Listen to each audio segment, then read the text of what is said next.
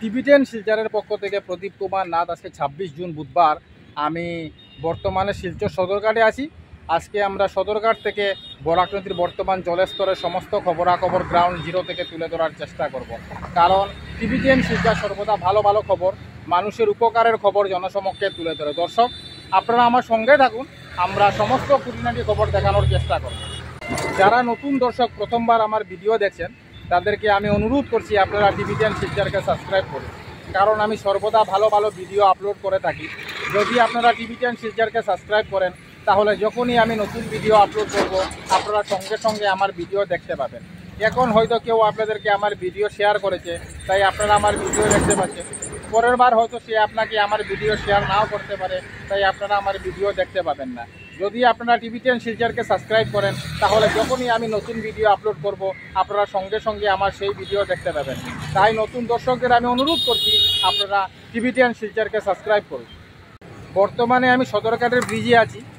এখন সকাল 10টা বাজছে। আমি অল্প কিছুক্ষণ আগে সরকারি ফ্লাড সেলের অফিসে গিয়েছিলাম এবং খবরাখবর নিয়ে জানতে পেরেছি আজকে সকাল 10টার সময় বরাক নদীর জলের স্তর 18.37 সেন্টিমিটার।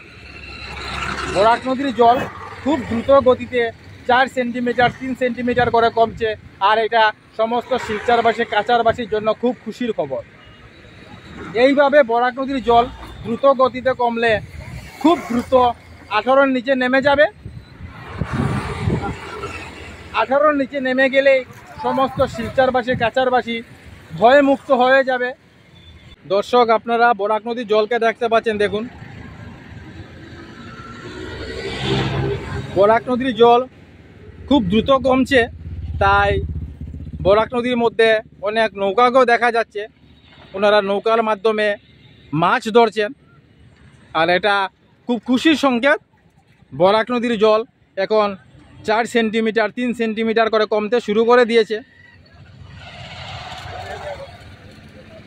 বরাক নদীর দুই ধারে আপনারা সবুজ গাছপালা দেখতে পাচ্ছেন।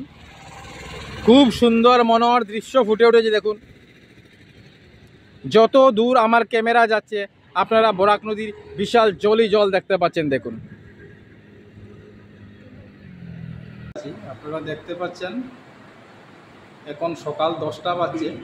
বরাক নদীর বর্তমান জলের স্তর 18.37 সেন্টিমিটার। রাত্রি 1টার সময় 18.60 সেন্টিমিটার ছিল। রাত্রি 2টার সময় 18.59 সেন্টিমিটার। সকাল 3টার সময় 18.59 সেন্টিমিটার স্থিতাবস্থায় ছিল। সকাল 4টার সময় 18.57, সকাল 5টার সময় 18.54, সকাল 6টার সময় 18.51, সকাল 7টার সময় 18.48, সকাল 8টার সময় 18.44, সকাল 9টার সময় 18.40, আর এখন সকাল 10টার সময় আমরা খবরাখবর করছি। আপনারা দেখতে পাচ্ছেন বরাক নদীর বর্তমান জলের স্তর 18.37। অনবরত বরাক নদীর জল কমছে, আর এটা সমস্ত শিলচরবাসী কাছারবাসীর জন্য খুব খুশির খবর। আজকে 26 জুন 2024 ইংরেজি বুধবার। আমি সমস্ত খবরাখবর দেখানোর চেষ্টা করছি।